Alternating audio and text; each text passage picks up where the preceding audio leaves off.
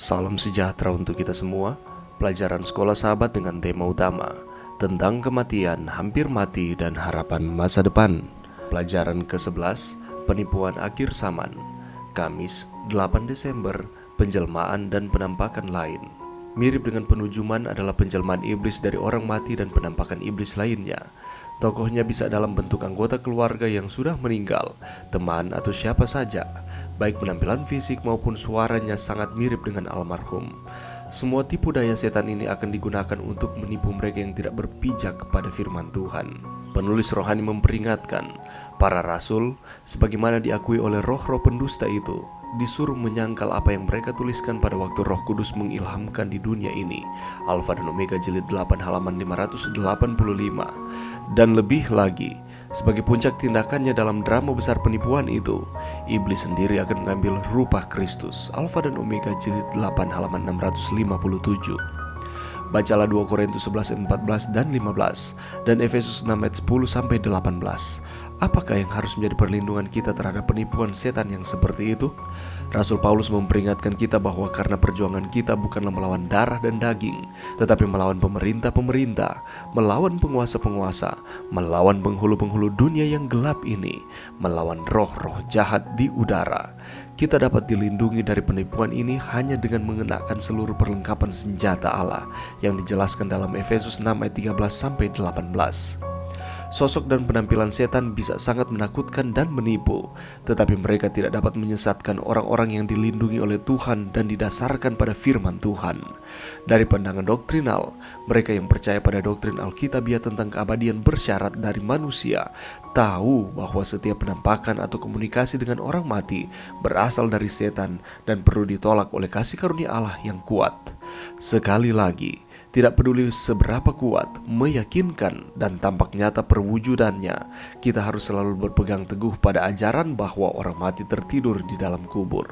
Namun, bayangkan kehilangan orang yang Anda kasihi dan kemudian percaya bahwa orang yang Anda kasihi yang sama ini muncul di hadapan Anda dan mengungkapkan cinta padamu dan memberitahumu betapa mereka merindukanmu dan mengatakan hal-hal yang hanya mereka yang tahu, dan mengatakan bahwa mereka sekarang berada di tempat yang lebih baik.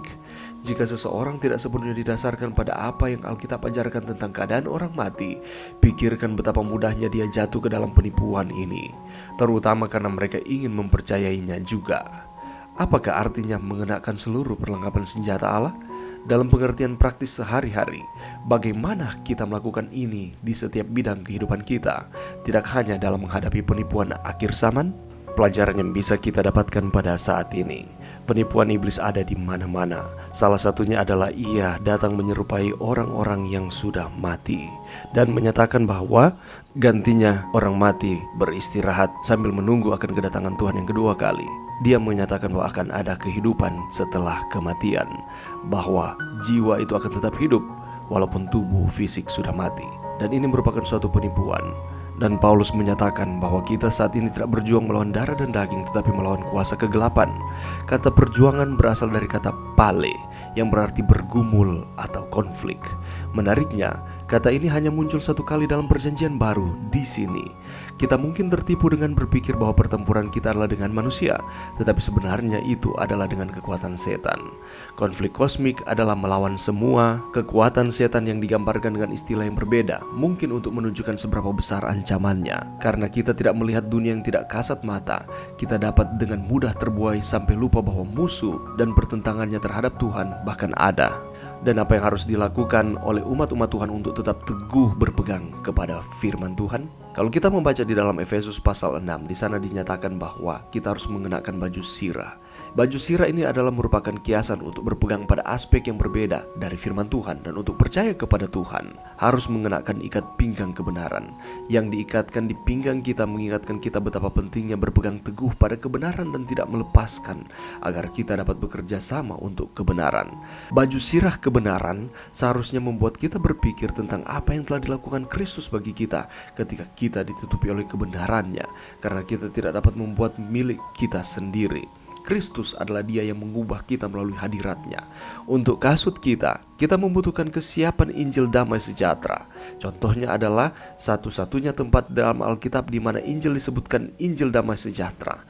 Injil, kabar baik tentang Yesus, membawa kedamaian bagi mereka yang menerima Yesus ke dalam hidup mereka.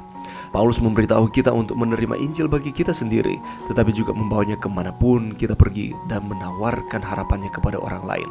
Perisai iman berfungsi untuk memadamkan panah si jahat. Iblis tahu apa yang harus dituju dalam setiap karakter kita yang menyebabkan kita tersandung dan jatuh. Kata-kata kasar pada beberapa orang, alkohol, seks bebas, dan lain sebagainya.